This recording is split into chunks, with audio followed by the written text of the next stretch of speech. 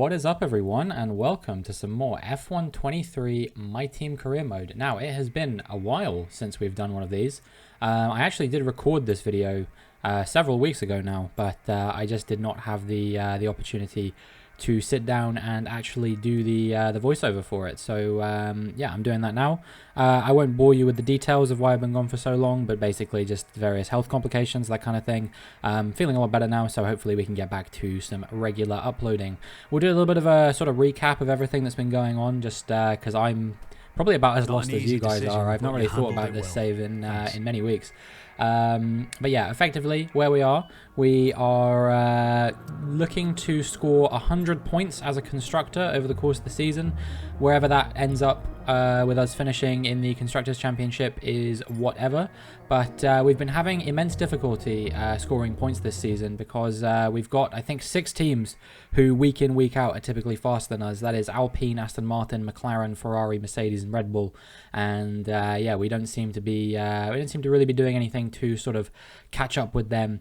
And we've been, you know, doing upgrade after upgrade after upgrade, but nothing seems to be working. And we are almost running out of upgrades that we can do now. We've got the last few coming on over the next few weekends, I think.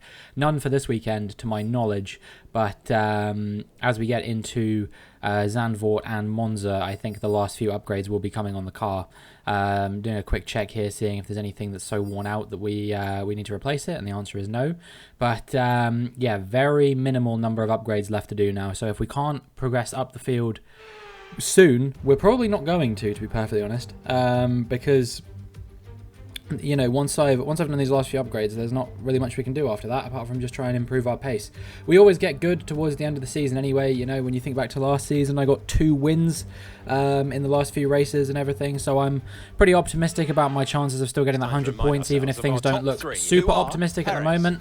And in practice, the pace was pretty much fine. That's probably the best way I would describe it. But yeah, a track like this, you know, when we're a car that doesn't have the greatest of straight line speed and that kind of thing, I think there is a very good chance that we are going to struggle here. And yeah, we're just going to have to try and make our way through, see if we can bag maybe a point or two. Of course, it's a sprint weekend, so we're going to go immediately into qualifying straight from practice, and yeah, we'll see where we can qualify on the grid. But yeah, we recently re-signed Dennis Hauger for the second half of Season 3, and unless he puts in some absolutely blinding performances in the second half of the season, I think it's very unlikely that we will be re-signing him for the following season.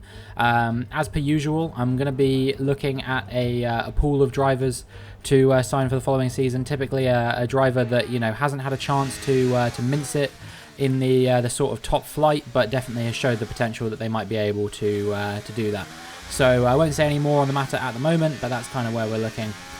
We do a 141.0 on our first flying lap on a fresh set of soft compound tyres here in Q1, and hopefully that will be good enough to get us through. And we actually do go out on another fresh set of soft compound tyres just to make absolutely sure we're going to be okay. We were P14, but I didn't want to run the risk that we might slip further down the order. We improved by over 7/10, it's a 140.3, and that sees us comfortably through to Q2 in P9. So yeah, a relatively decent performance, all things considered, and hopefully maybe we'll be able to repeat that sort of pace in Q2 and make our way into Q3 in the top 10.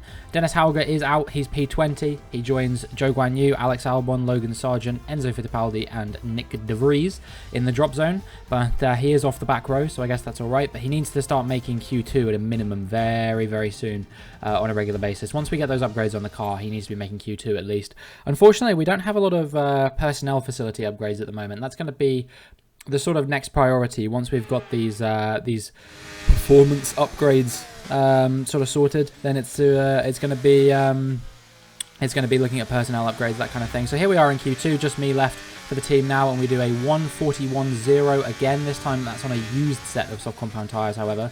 So I think we should be able to improve on that quite significantly for our second flying lap, and you can see as we make our way into the final sector, we're already 4/10 up, and hopefully we'll be able to find even more improvement. We're currently in P13, so yeah, we're going to need a little bit of improvement here. Looks like Stroll is on a 140.2, so we're going to need to do at least that sort of time.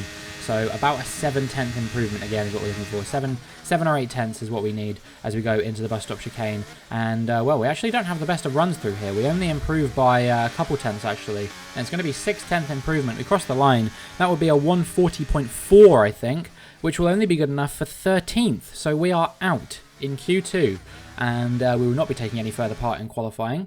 And well, that's a little bit disappointing, to be perfectly honest. You know, a lot of my sort of biggest rivals, of course, making it through. We needed another 3 tenths or so to be able to make it through instead of Lando Norris there. But we join Lance Stroll, Valtteri Bottas, Nico Hülkenberg, Yuki Tsunoda, and Liam Lawson in the elimination zone. And yeah, really, really disappointing performance, all things considered. And yeah, we're going to have a lot to do now. Fortunately, we do have a sprint as well as a race in order to try and make up as many positions as we can.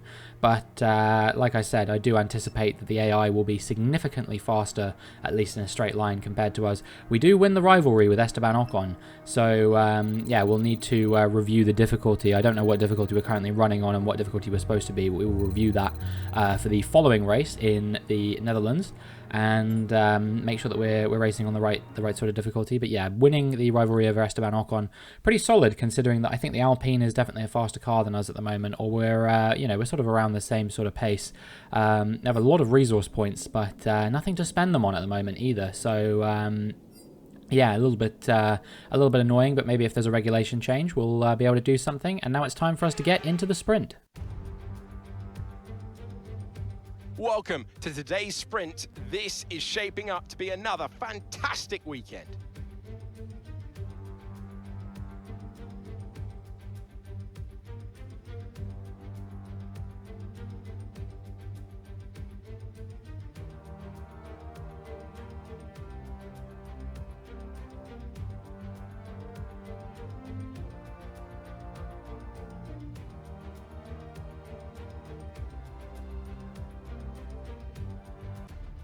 Let's run you through the driver grid order for today's exciting sprint. Max Verstappen put in a fantastic lap yesterday and he'll start from pole position. Sergio Perez lines up alongside. Looking down the rest of the grid, we have Russell, Oscar Piastri, Norris, Gasly, Sainz, Leclerc, Ocon, Magnussen, Stroll, Bottas, Robinson, Hülkenberg, Tsunoda, Liam Lawson, Joe, Albon, Sargent, Hauger, Fittipaldi, and Nick de Vries. And with preparations almost complete, let's head trackside for today's sprint. Nothing to say on this occasion for Alex Jakes. Hopefully we'll be getting into the sprint nice and quickly here as we look at Nico Hülkenberg there. And yeah, I don't know what the target is going to be here. I feel like points is not really on the cards here. I don't think that we're going to be able to score points in the sprint. Top 8 seems a little bit out of reach, but maybe if we can get sort of into the top 10, so that we can try and fight for some points in the Grand Prix proper. Only 8 laps, of course, the sprint. We are on 50% race distance, which means that you know, it would be 16 or 17 or something like that in 100% context. But yeah, we're going to be doing 8 laps. It's not that many, so hopefully it means if we do make up a lot of positions at the start, for example, we should be able to try and hold on to them. You know, it's not that many laps. We're on a set of softs for this sprint, a few cars behind on the mediums, so hopefully we won't have to worry about them, and instead we can just focus on the cars in front and see what we're capable of doing compared to them. We got Bottas, Stroll, Magnussen, Ocon, Leclerc immediately ahead of us. I think maybe we should be able to get ahead of the Alpines, perhaps. I know that they're not super fast compared to us, but we'll see whether we are fast enough to challenge them or not as the lights come on. And the lights go out, and we've had a very good getaway compared to Valtteri Bottas and Lance Stroll. As we got the inside, Sainz has had a shocking getaway as well, and we are going to dive up the inside of Esteban Ocon here as well. Maybe look to get into P8 here, make a bit of contact there with Ocon as well. Not any damage on this occasion, and we actually managed to make our way ahead of Magnussen too, but Ocon does fight back. He's got a little bit more pace in a straight line. Perhaps he was burning some battery. Leclerc very close to having a crash there, but he managed to just about avoid it. But we are going to be piling some pressure on him now on the run down the Kemmel Straight. However, we're going to have to look out now for Kevin Magnussen who is looking to come up our inside here. We break nice and early there, and that allows Magnussen to get back past us. You know, I didn't want to go sailing into the back of Leclerc, so I just lifted off a little bit early, and that allowed Magnussen to shoot past me. And we're going to see if we can actually get him back here around the outside. You know, I'm no stranger to this move. I've definitely done it before in previous seasons, and we're going to keep our foot in just about. And we've made our way back into P9, so this is pretty much exactly where I want to be at this stage. But we are going to have to make sure that we can fight with everything we have to keep these cars behind. These what, 3 or 4 guys behind us are undoubtedly faster than us, but whether that means that they'll be able to overtake us in just 8 laps, who knows? It'll only be 6 laps with DRS, so as long as I use the battery strategically, we should be absolutely fine here, the way I see it. And yeah, it's been a pretty solid first lap. Here comes Kevin Magnussen once again around the outside, and yeah, unfortunately I made that just a little bit too easy for him perhaps. But we are going to fight him back as we come through Blanchimont, and on the run down to the bus stop chicane, we're going to try and go around the outside as we get to the bus stop chicane, which is going to switch to the inside for the exit of the chicane. And yeah, through all this battling with Kevin Magnussen, we are going to end the first lap in P9, but we're already a long way off Charles Leclerc, and so we're not going to get any DRS once it's enabled unless we can make our way back in range of the Ferrari man. And well, actually we've already done that. I guess he was held up by the cars in front a little bit there, because we are now within 1 second of him. However, I'm sure he will pull away nice and quickly if we're not careful. We do need to make sure that we are managing the battery as per usual. Here comes Kevin Magnussen once again. He's just so fast at the moment. I don't know if he's burning more battery than me or what the deal is. We're going to try and fight him back up the inside, but nope. Doesn't quite happen on this occasion, and actually Carlos Sainz is now looking for a move, and I don't know if he's going to get it. I don't think he's quite going to get it on this occasion, but yeah, he's definitely going to be piling some pressure on me for the continuation of this sprint here. He actually looked for a move there earlier as we were fast forwarding through the course of the lap, but he didn't quite get it. But here he goes now, and here goes Valtteri Bottas as well, and this well, this might go from bad to worse for me. And yeah, unfortunately we just can't quite keep the Mercedes man behind us. So that is 3 positions lost over the course of that lap. We are down to P12 now, and we're going to have it all to do in the ensuing 6 laps to make sure that we don't lose any more positions, and maybe try and gain some back if we can. We almost looked to go for a move on Valtteri Bottas there, but we didn't quite go for it on this occasion. You know, he's defending very strongly. He's actually falling away from Carlos Sainz a little bit there, but he will have the DRS on this occasion, which might allow him to stay ahead of me as well, and should hopefully keep us ahead of Lance Stroll in the Aston Martin. And well, actually it looks like we have the overspeed here on Valtteri Bottas on this occasion, and we're going to try and dive up the inside. He goes a little bit deep into the corner. We're going to go wheel to wheel through these next few corners, and yeah, I do manage to make the move up into P11. I don't know if you heard there, but they did say there was going to be some rain coming in about 5 minutes, so that should hit probably within the last couple of laps.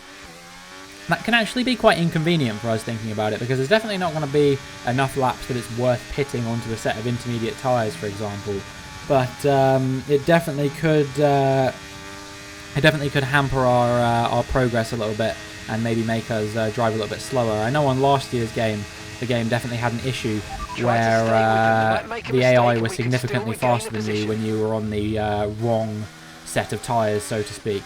But I don't know if that's really a thing in this year's game. I've not really witnessed it to quite the same effect, but I am also very sort of cautious about being on the right tyres at the right time, always, as we have a mega scrap here with Valtteri Bottas over P11. You know, this isn't for points. It's not even close to being for points. You know, only the top 8 in the sprint get awarded points. So we're still 3 positions away from having any chance.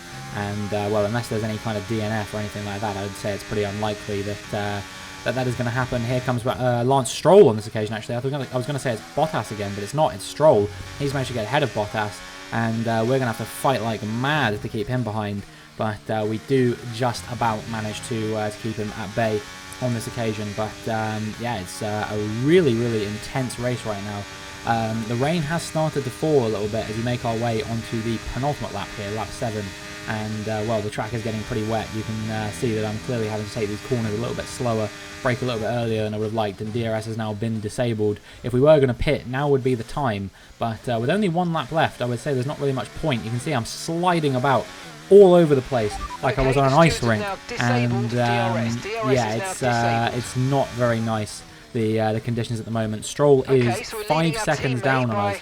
I think maybe him and Bottas had some kind of battle, and it looks like Bottas might have even pitted by the looks of things, so I'm not really sure what happened with that, but yeah, we just need to try and hold on over the course of this lap. I don't know if Stroll's going to be able to catch us or not. It really just depends on whether what I was talking about earlier is true or not, but I am having immense difficulty just keeping the car in a straight line, quite frankly, because the grip is non-existent at this point. Totally non-existent. You know, the track got very wet very quickly, and I'm having to fight the car basically through every corner. Every time I touch the steering wheel, it's an argument, a lover's quarrel between myself and the car. And yeah, you can see I almost lost it through Blanchimont there. Just super sketchy. Definitely, if this has gone on for a few laps, I think I would have lost out to Lance Stroll. You can see I can't even make the braking zones at this point. The brakes are just too cold. And yeah, somehow we are going to hold on to this P11. We're going to cross the line, and yeah, hopefully that is a position from which we can fight in the Grand Prix proper. But we didn't quite meet that top 10 that we were hoping for. So yeah, a little bit disappointing perhaps, but we do get driver of the day for our troubles. So yeah, we must have done something right there, and we'll see what we can do when we make our way into the Grand Prix. That's a positive result for George Russell, who further solidifies his position at the top of the standings. So let's review the drivers' standings. Well, that wraps up sprint. All that remains is the main event. We'll be live and uninterrupted for the Grand Prix tomorrow, so make sure you join us then. Tomorrow it will be a front row lockout for the Red Bulls with George Russell in P3. I don't know who's leading the championship at the moment. I think it's still George Russell, but after having a really strong start to the season, he's had an absolutely horrendous time of things since then, and well, it's looking like the Red Bulls might want to take the fight to him. So we will see whether they're capable of doing that or not. But yeah, potentially from P3, opportunity for George Russell to do something. Maybe we will see. But all I know is that I want to bag some strong points here to hopefully continue making our charge up the table and on the road to 100 points in the Constructors' Championship. We've still got a little ways to go. We'll see what we can do as we get into the Belgian Grand Prix.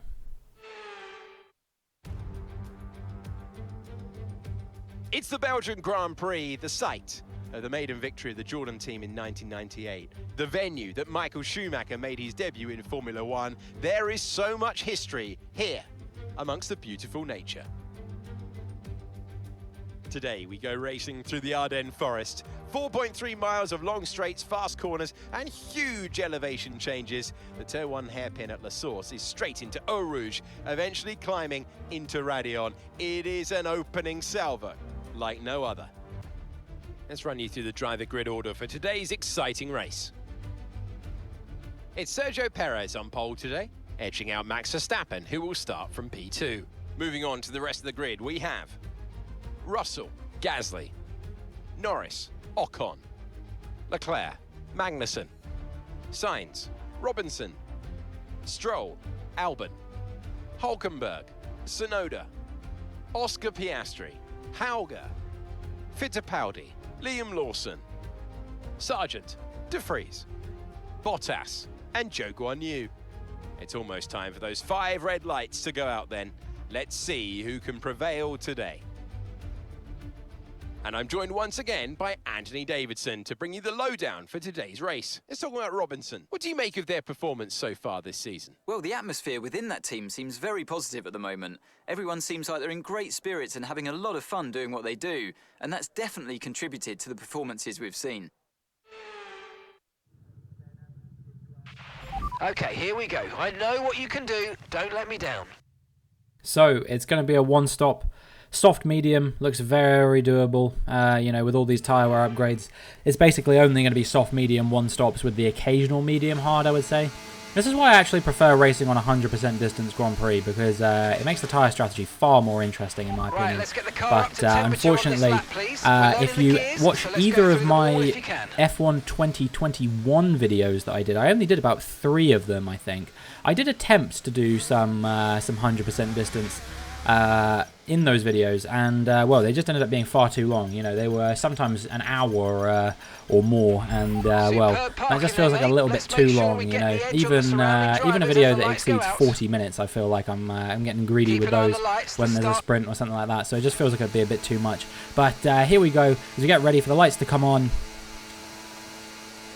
And the lights go out, and we've had another strong getaway, as you would expect, and it's looking like we are going to be making our way ahead of, is that Leclerc and Magnussen, and Sainz as well, and, well, we go very deep into the first corner. We almost go into the back of Gasly, actually. We've made our way up, what, 4 or 5 positions there? I can't remember if we started P10 or 11, but in any case, we have made up a number of positions here, and we're looking now at Gasly and Ocon directly ahead of us. Perhaps we can make up some more positions against the Alpines, but we are going to have to look out for the likes of Magnussen, Sainz, Leclerc, Norris behind us. All of those guys are going to be piling the pressure on. Meanwhile, Russell looking to get ahead of Sergio Perez here, but Perez is fighting him back. And all the while they're holding each other up, which is holding the Alpines up, which is making me get just a little bit excited about the prospect of getting ahead of Gasly here. But as we try and dance around the outside of him on the medium tyres, we can't quite do it on this occasion. We're going to just try and see if we can stay with him and fight him hard as we try and hold on to the best of the life in these tyres. He probably will be doing a medium hard, if I had to guess. But maybe, just maybe, he'll be doing a soft medium. But yeah, as I was saying before the race started, I definitely do prefer doing 100% distance races because it just makes the tyre strategy a little bit more interesting, in my opinion. So yeah, what I've been doing is I have a driver career, which I do on Twitch, on my Twitch channel, linked in the description. And we do 100% distance races in those. They're usually quite a lot of fun. They do go on for a little bit, but you know, we have a little bit of banter and that kind of thing in the chat. It's nice. We talk about the F1 and that kind of thing. And yeah, it just means that we can sort of explore some more interesting tyre strategies and that kind of thing. So it's definitely worth checking out if that's your kind of thing.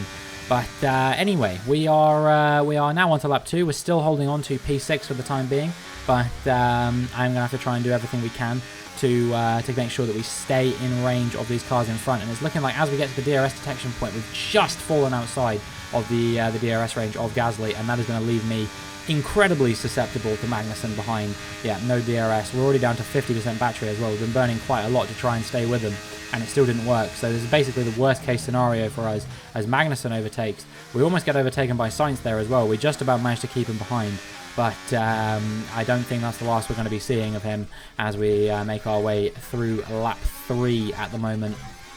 We need to be careful on those track limits warnings as well, of course. Don't want to get too many of those, or we will be looking at a potential penalty, and that's the last thing we want because, well, you've seen how these races usually go. It's usually me just holding up the cars behind for as long as I possibly can, and, well, if I get a penalty, then I'm probably going to be falling 4, 5, 6 positions. Looking at the pace we've been showing in these races lately, Carlos Sainz does make an overtake here into the bus stop chicane, and we are down into P8. But I'm sure that we can potentially try and fight back against him. You know, he doesn't have DRS to Kevin Magnussen, of course. So there is an opportunity for us to hopefully get back ahead of Carlos Sainz with the DRS into the Kemmel Straight, which we should have, barring any issues here. You know, the detection point is already we've already gone through it now. We definitely were within a second of him, and with only 2/10 separating us, I would say that this overtake should be fairly straightforward to make, even without using too much battery. We are going to be closing him down, moving to the outside as we come on the run through this chicane, and as we get exit the chicane, you can see we are back up into P7.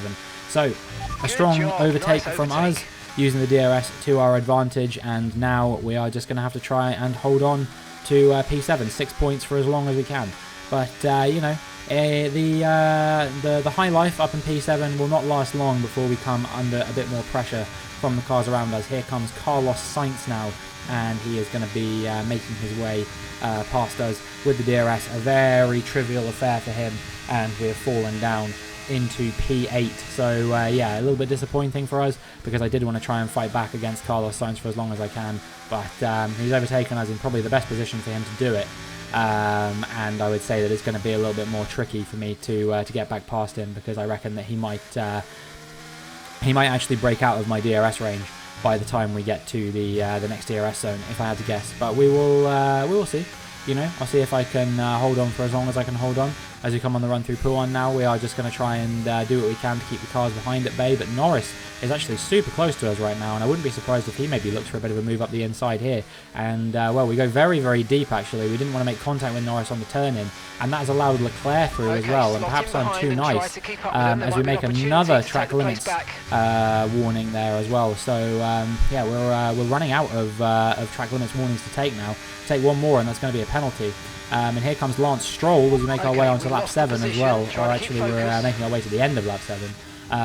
He's so slow through Blanchimont, I actually have to lift off the throttle to prevent going into the back of him. And I try and dive up the inside here, and then we switch it to the outside under braking, and somehow we've actually managed to make the move stick. That is one of the weirdest overtakes I think I have ever made in any Formula 1 game. You know, we were looking the whole time like we were going to try and go out the inside of him, and then, you know, I realised that maybe we were going to be making contact with him. So I tried to take evasive action to the outside, and in the end, that meant that I went for the overtake around the outside. Very, very strange move, but he basically gets immediately straight back past us onto lap 8, and as we come on the run to the bus stop chicane once again, this time I am going to dive up the inside, and well, he's going to fight us back round the outside. Another very strange battle going on, but I think we're just about going to be able to hold on to this, not quite sure. It doesn't seem that way actually. Lance Stroll diving up the inside as we make our way into turn 1 on lap 9, and we go quite deep. The tyres are definitely losing the best of them at this point, and that is Lance Stroll through up into P10 and pushing us out of the points. Piastri is currently running in 12th. He's 3 seconds down and has maybe had an issue, maybe had some damage, not quite sure. We are going to try and fight back against Lance Stroll here onto lap 9, but whether we are able to overtake him or not, we will find out. We're going to be going to the inside here, which means he's going to be able to brake later, and he does exactly that as he makes his way up into P10 once again. We actually do make a bit of contact with him that time. I had to check my front wing, make sure it wasn't damaged, and you may have seen briefly there my tyres approaching the 50% wear mark, so definitely it is time for us to come into the pits at the end of this lap, and we will be doing just that. Making sure we try and stay with Lance Stroll as much as we can, because there is an opportunity for us to maybe pull off an undercut on him if he stays out. We will see, but yeah, you can just see that my pace compared to the cars around is just absolutely shocking. Stroll is coming into the pits as well, so you can kiss goodbye to any chance of an undercut on him, but maybe there'll be some people I'll be able to undercut, who knows. One of the Alpines is coming in, not sure which one that is. Maybe it's Gasly. It's actually Ocon in the pits at the moment, so yeah, that is maybe him going for a bit of an undercut on some of the cars around him as well. The Alpine's doing incredibly strong here in Belgium, and we are going to be boxing for the medium tyres to the end of the Grand Prix. Right, we will see what we are capable of doing, whether we can fight our way back into the points, but I would say it's probably quite unlikely at this point. Hauger came into the pits on that lap as well. Hopefully we didn't hold him up too much, and as we make our way onto lap 12, we are going to be attacking Stroll in the DRS zone. We dummy him to the inside, move to the outside, and we're going to try and sweep around the outside through the chicane, as we have done on so many occasions this weekend, and it has paid dividends for us. And we are back up into P11 now, although I think maybe there's someone ahead who's yet to pit, because I thought we were in P10. Unless someone's pulled off a big boy undercut. It's Piastri. Piastri hasn't pitted yet, so hopefully we should come out ahead of Piastri and back up into the points. But lap 15, we are looking at, I believe this is Nick De Vries in the AlphaTauri, and his race is going to be coming to an abrupt end on lap 15 as he pulls off to the side of the track with some kind of failure. Now in the Williams, here's Liam Lawson, and he too on lap 15 is going to be having his race come to an abrupt end. That's a clear engine failure. You can see there was smoke pouring out the back of his car, and that's going to be the end of things for him. So 2 retirements for 2 separate cars on the same lap. A little bit of a strange coincidence perhaps. But yeah, very disappointing for both of those drivers. You know, they're not having the best of seasons. It's difficult when you're in a slightly worse car, but I'm sure that they would have wanted more than this.